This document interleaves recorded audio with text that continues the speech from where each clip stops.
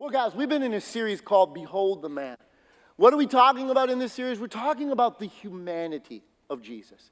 And why is that important? Because over 2,000 years of church tradition, over 2,000 years of attempting to reverence Christ, that we've almost allowed his humanity to be stripped away, to lose sight of the realization that all that he went through in becoming human, he did so that we could relate to him, that we could know him on a personal and intimate level.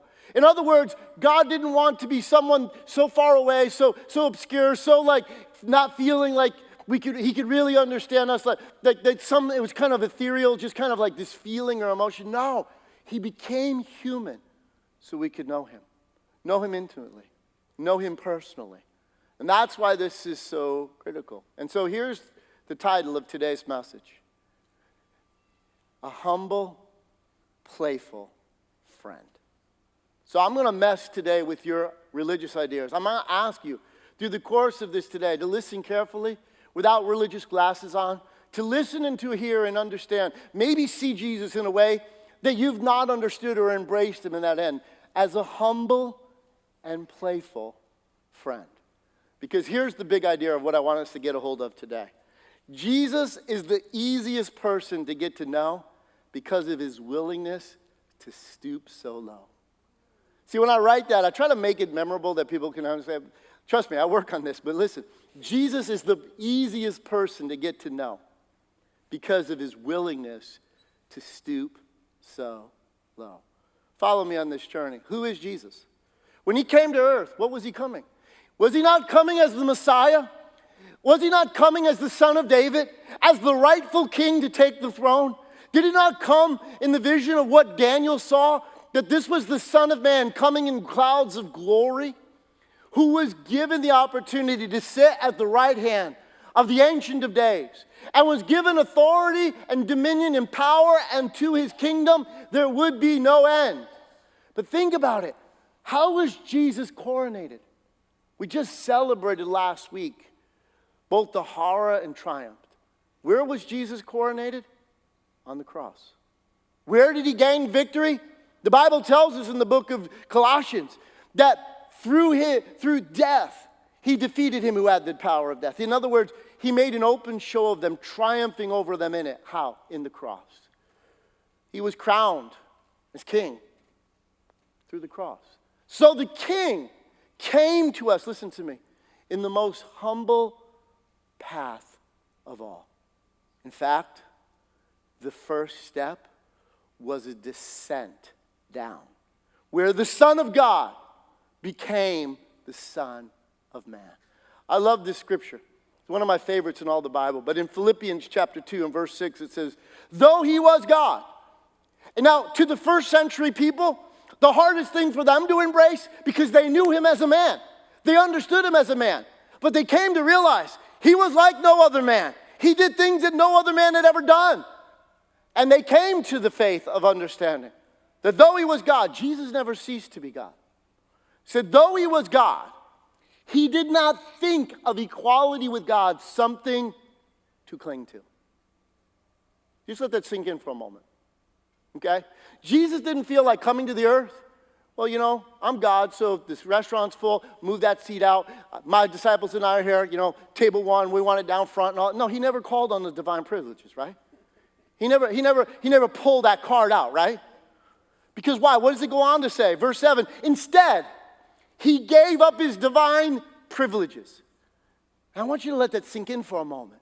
Because you and I have no clue what it's like to be God.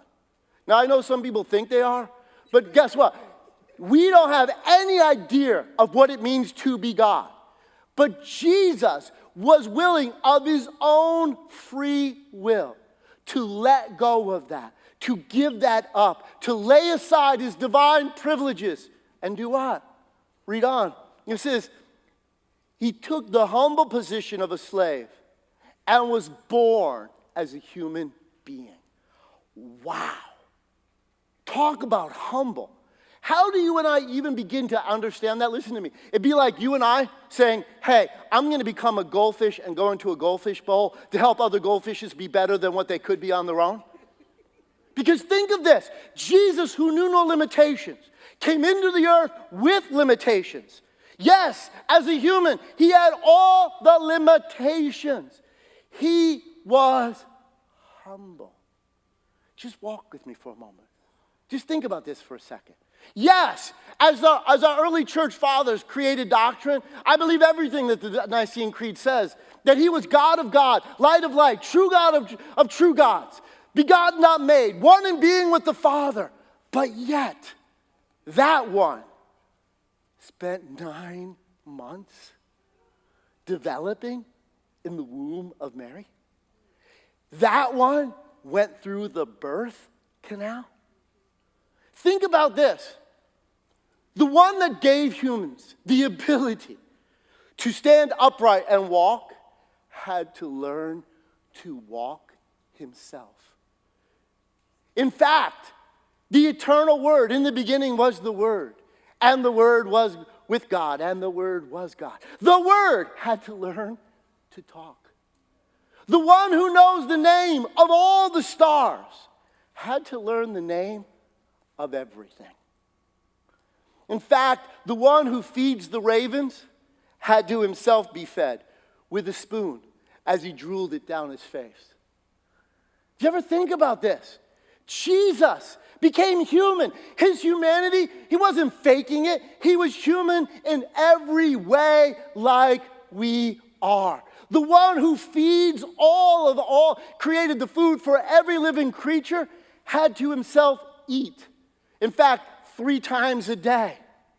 The one who never slumbers nor sleeps had to sleep every day. In fact, he experienced exhaustion, such to the degree when you read in the New Testament, he was so tired. He fell asleep on a boat and a storm didn't wake him up. His disciples woke him up. And then the one that they had to wake up out of a sound sleep because he was exhausted spoke to the winds and waves and commanded it to be still. Jesus was human as you and I. We fail to realize all of that. Listen, the one who rides on the winds of the wind had to walk everywhere he went. In fact, the best he could do was a donkey. Do you know that it's a 120-mile trip from Galilee, where Jesus lived, down to Jerusalem, and Jesus made that multiple times in his life on foot. That's 4 to 5 days of walking, sun up to sundown. Not with paved roads, not with grassy terrains, no, over rough terrain, and wearing sandals. They didn't even have Yeezys in his day because Kanye hadn't invented them yet. Jesus had to go in old school sandals. His feet were dirty and tired and swelling because why? He was human. Do we ever think about that? Do you ever realize that Jesus, did he ever think about it? He had to eat. Do you ever think he had indigestion? Maybe that's why he said to Martha when she came out and complained that her sister wasn't helping, he's like, no. She's doing what she should be doing because I've eaten what she's had before. You stay here, girl. Martha, you get in the kitchen. Just saying. You ever think about it in that regard? Jesus was human in every way. Think about his introduction to ministry. Now, if you know anything about history, when emperors came to power, have you ever watched the movie Gladiator? When Commodus came riding in. But, in ancient times, they would line the streets and people would cry out and they would throw petals down and all of this, right?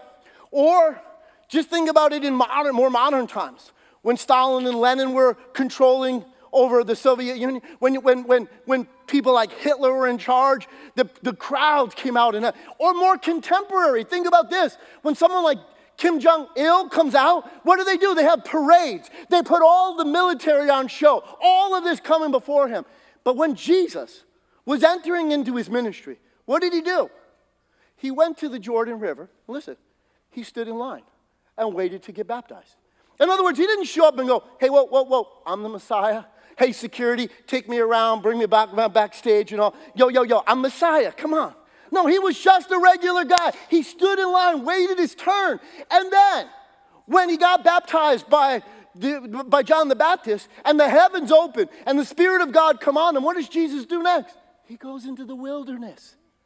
In other words, he doesn't hold a press conference. He doesn't have his communication experts send out everything on Twitter, Instagram, Facebook announcements. Hey, the king is here. No. He doesn't have a communications director. He doesn't have any of that. He's just a regular guy. Jesus. Think about this. No human ever before or since has done more than Jesus did. But yet, what did he do? He gave his ministry away. He empowered others. He was constantly setting up others for success, not putting the spotlight on himself. And the thing that I'm so encouraged by this is, listen, those guys had flaws. Those guys had shortcomings, would you not say? If you've not read the New Testament, I encourage you to do so. But why it's so encouraging to me? Because despite their flaws, despite their shortcomings, he coached them, he was patient with them, he worked with them, he never gave up on them, which is good news because guess what? He is the same yesterday, today, and forever. He will not give up on you or I. So let me ask this question before you today. Let me ask this question. Have you ever felt like Jesus really didn't like you? I mean, could you be that honest in church? I mean, honestly, an insecurity that you might deal with. That, you know what, I'm not one of the cool kids. I'm not one of the ones that he would want to hang out with. You know, we think that maybe Jesus just puts up with us. I know he loves me, but he doesn't really like me. You know, you don't feel all that special. Or maybe if you hang around religious circles, here's one. You may not feel all that spiritual. You ever get around people that use their spirituality as a badge? You know, and they try to make everybody else feel like, I can't stand that. It makes me so vomit-worthy these days. So listen, because why? Jesus had no pretenses. He wasn't there to impress anybody. He was real and totally non-religious. You see, you and I need to realize, no, his humility was the realization that you are special. You do mean something to him. He became humble because through it, he is the most approachable, the most easy to access of all. In fact, one of my favorite scriptures of all in the New Testament, Jesus said this. He said, come to me, all you who are weary and heavy laden. He said, come and learn from me, for I am meek and lowly of heart. I'm humble of heart. Take my yoke upon you. Now, what is he talking about? Yoke? Well, we understand a yoke when it comes to oxen pulling, right? There is a point of truth that he says, come along beside me, let me help you pull through the issues of life. But more importantly, in Jesus' day, a yoke was the teaching of a rabbi. See, when somebody became a disciple, they became yoked. They became a part of following someone else's way of life, their teaching. Jesus said, as your rabbi, as your teacher, learn from me because I will help you. In fact, I love it the way it says it in the Message Bible. Listen to it this way. Matthew 11:28 says, are you tired, worn out, burned out on religion? Can I ask the question, is anybody in here worn out, tired, burned out on religion? What's religion? Well, if you don't realize it, religion is man's attempt to try to please God through our works. And we've all been there some way or another. We would, just admit it so, because we've all had this mentally at times. Because if we're doing what we think we should be doing, we're all excited, we're all happy, we want to come to church, we want to praise God. But when we don't, when we feel like we're falling short, no, then we don't want to come to church, we have trouble worshiping God. Maybe it's just easier to watch online because why? No, I can't keep up with that. But no, Jesus isn't religious. He's real. He said, listen, I love this. He said, are you tired, worn out, burned out on religion? Come to me. Get away with me and you'll recover your life. I love that. I'll show you how to take a real rest. Walk with me and work with me. Watch how I do it. Learn the unforced rhythms of grace. Oh, that's such an amazing line. I won't lay anything heavy or ill-fitting on you. Keep company with me and you'll learn to live freely and lightly. See, Jesus comes to walk with us. That's still the same offer that he says, follow me, walk with me. You see, Jesus' humility makes him approachable. And listen to me. He makes him the best friend you could ever have. Because listen to this. Jesus' playfulness opens our hearts so we can relate to, enjoy, and receive from him. You ever have a good friend that understands when to use humor? You ever been in an awkward situation when things were really, really tense? And you had somebody that's skilled at that knows how to bring just the right amount of humor to kind of bring levity to the situation, to kind of open it up. Isn't that just, because when you're ever in an awkward or a tense situation, you tend to close up, right? But somebody who knows that end of it, that have that playfulness about them, know how to open up a heart. And it makes a world of difference. It brightens the situation. Jesus, I want you to see in this regard, Jesus has that playful, humorous personality. Let me set up the story we're going to look at in John 21. In John 21, Jesus had been executed and risen from the dead. And now he's about to appear to his disciples. But think about being a disciple of Jesus for a moment. Now, don't just read past it with religious eyes. I want you to just think about for a moment. If you were one of those that had spent 3 years intimately with Jesus, what had just happened? Number one, his death absolutely caused them to be clueless. They were like, what is going on? When he had told them what was coming, more than once, multiple times, even on the way. In fact, they sat through the Last Supper, had no clue about what he's talking about. This bread is your body? What? Think about it. When you eat this, right? And they're sitting there like, what is he talking about? And then, when he's in sorrow, he goes to the Garden of Gethsemane with his friends. And he says, guys, watch with me. Pray with me. Be here for me. He comes back 3 times, and what are they doing? Snoozing. Not once, not twice, 3 times. They couldn't keep their eyes open.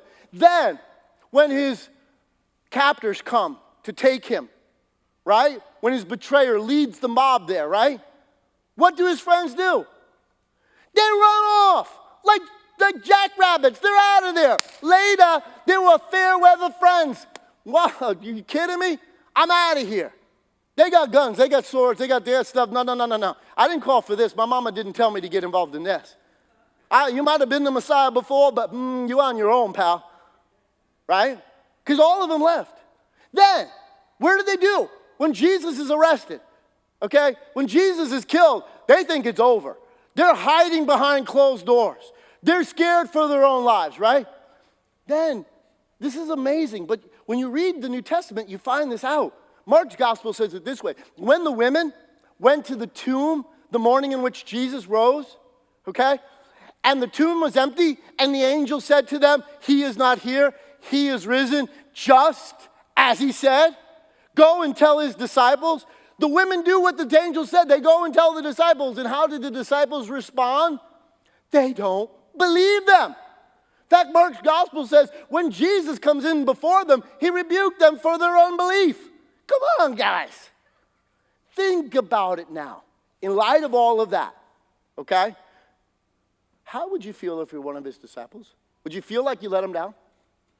Would you feel like you had disappointed him? Would you feel like a failure? Because they had massively failed, had they not? In no area were they faithful to Jesus, were they? And now, in this setting, what do? They go back to whatever they're comfortable with. You know, we do that sometimes as humans. When we feel really bad, we go back to things that are familiar to us, even if they're good or bad or whatever. And so these guys, back in Galilee, go back to where? They will go to fishing. Now pick up the story. Because listen, let me ask this question before we read the story. Have you ever felt like you let Jesus down? Have you ever felt like you didn't follow through on commitments you made to him? That you had failed in areas of your life? What do you do? What did it cause you to do if you did that? Cause you to run? Hide?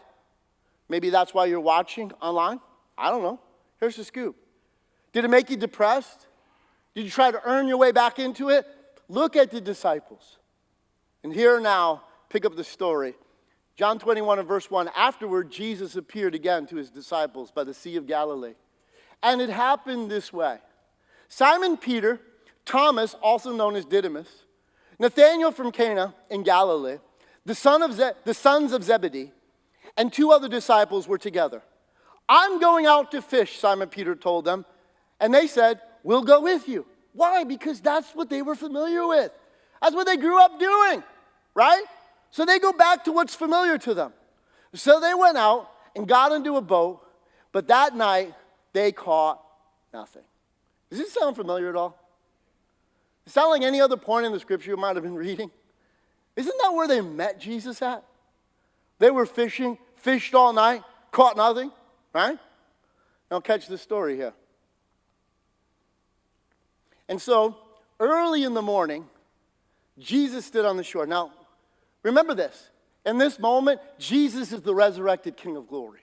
Jesus is the champion who defeated death, hell, and the grave. But notice how he showed up that morning. He didn't announce himself. He didn't. This is the playfulness of Jesus. Because would that be an awkward moment? Wouldn't that be a situation that's tense for these disciples? But Jesus. See, when you have this way, this playfulness, when you show up that way, it's just, listen, a few weeks ago, we had the privilege, my wife and I went out with the Stancils, Curtis and Lori Stancil, and a group of people to go out to eat. It was Curtis's birthday. I didn't realize until I got there that night. I was like, oh, wow, it's Curtis's birthday, cool. But Curtis was at the desk when we were coming in. So I snuck up behind him, knowing that he didn't see me. And I put my chin on his shoulder and blew in his ear. Is that true, Kurt, or what? Come on, tell me. Am I telling the truth? Come on, here it is. So, and look, you look, what? Doesn't get you know what? Why are you kidding? See, playfulness opens up. There's a point of it. Have you ever hid? I remember when my kids were young, I used to hide from my kids. My wife would come home with the kids. I'd go hide.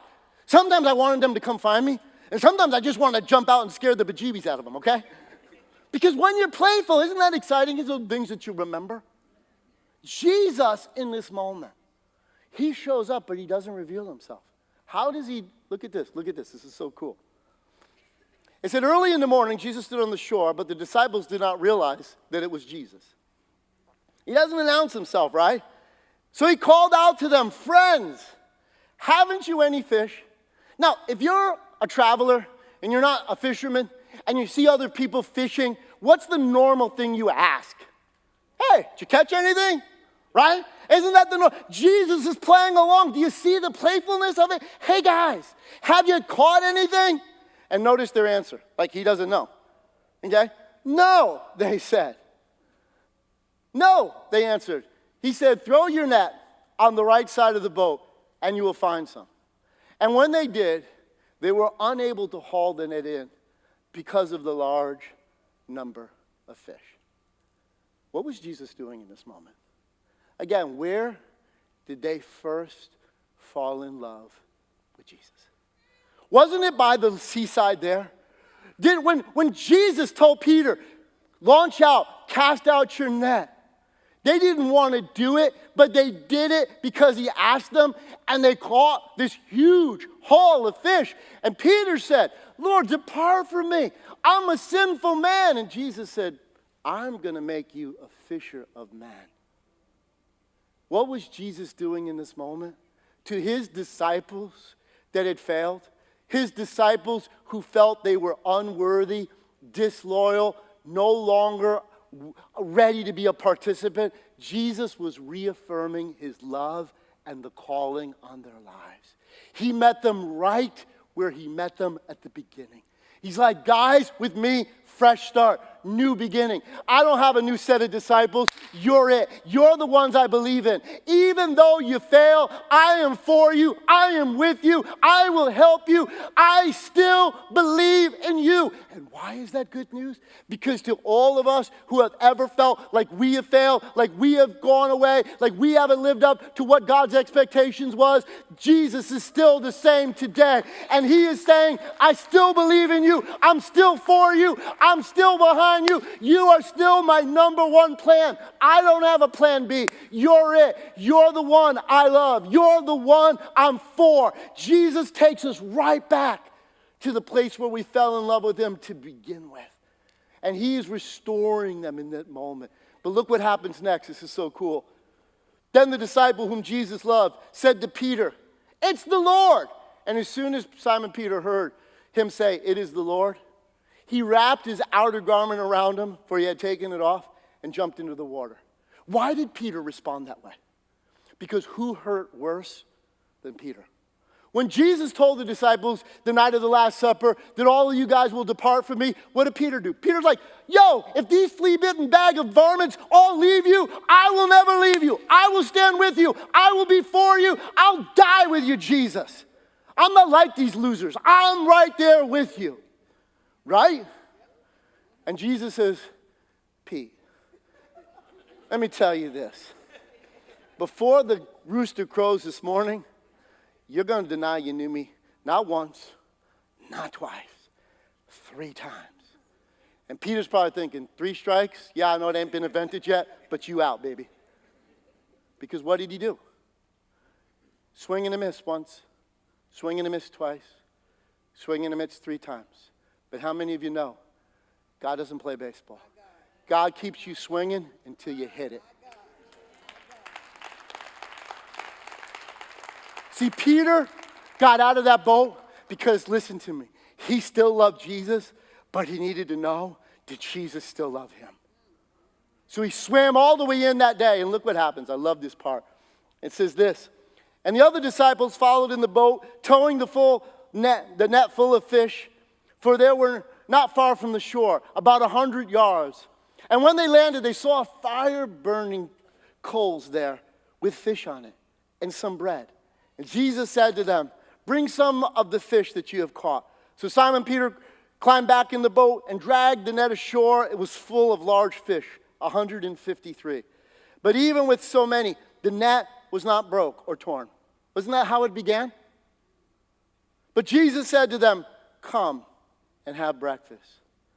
None of the disciples dared to ask him, who are you? They knew it was the Lord. What did Jesus do in that moment? He made them breakfast.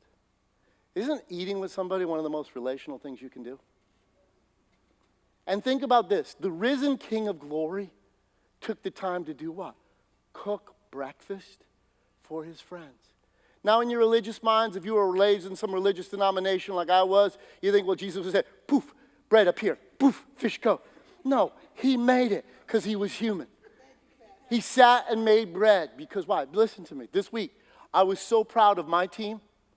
I cooked lunch for them this Friday, and they're all still living, so that's good news. Guess what?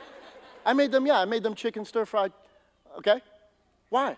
Because one of the ways that you can show love the most expressively is when you take some of your time and do something relational and spend time with people that you love.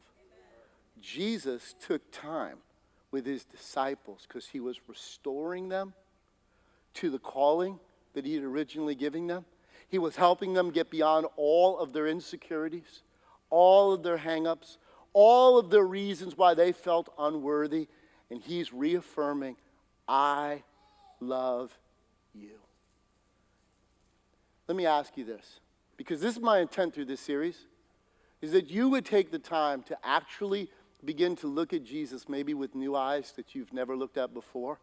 Maybe in a way that you would begin to build a relationship and a friendship with Jesus.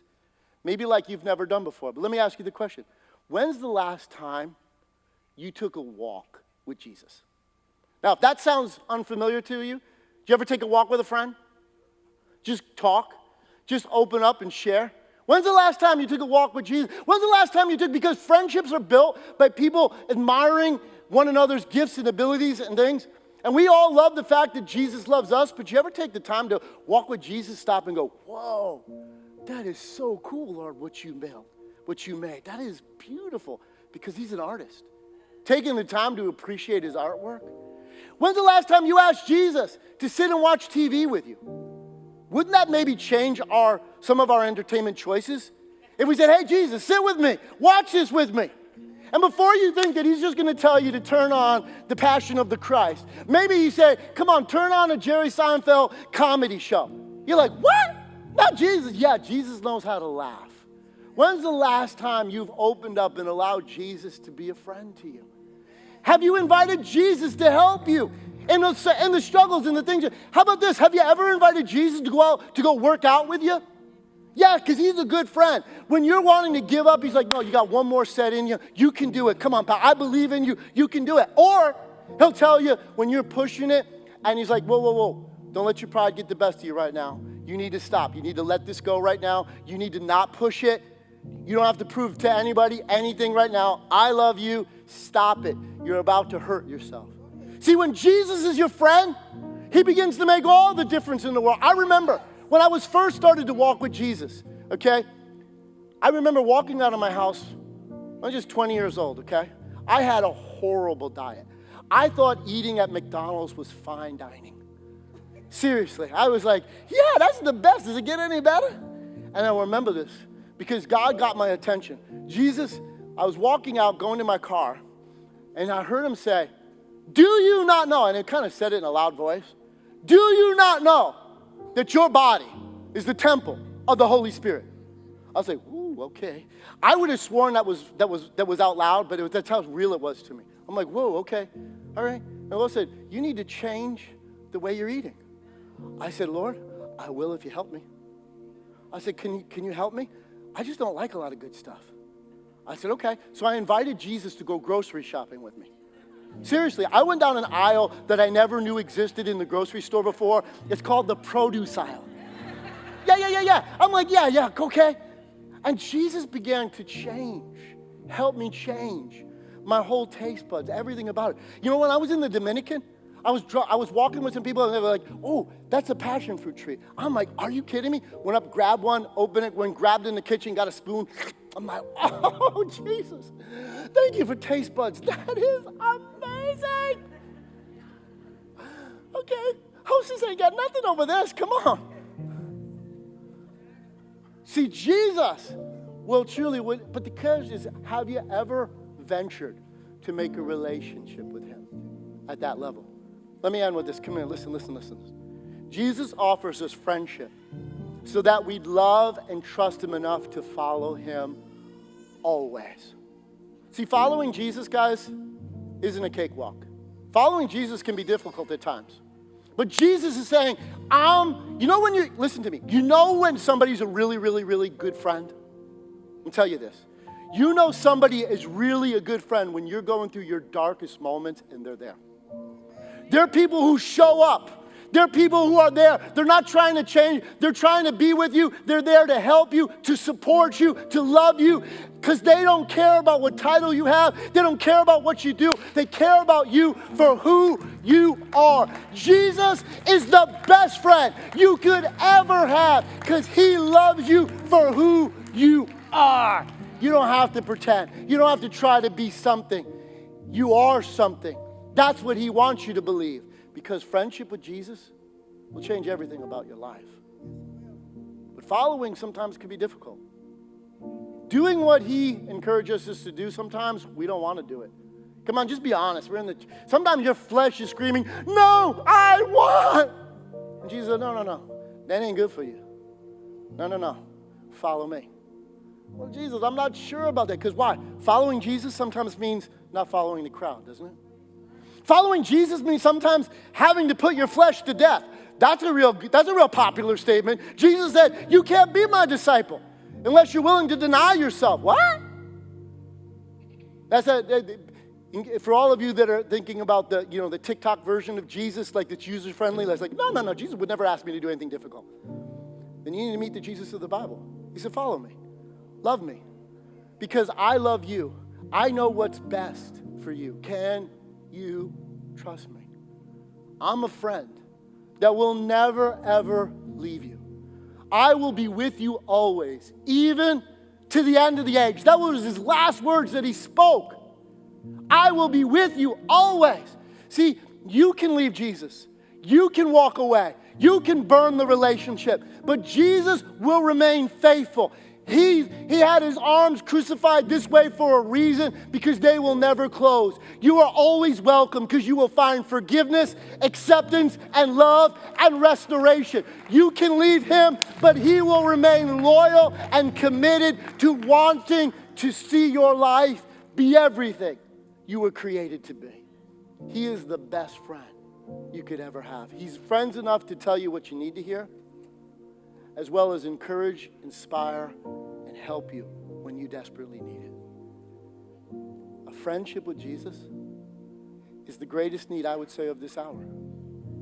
And that's what my hope is for this series. That you would begin at least to pursue the idea that Jesus does know my life. He understands my pains, my trials, my difficulties better than anyone. And he will be the best friend I could ever have.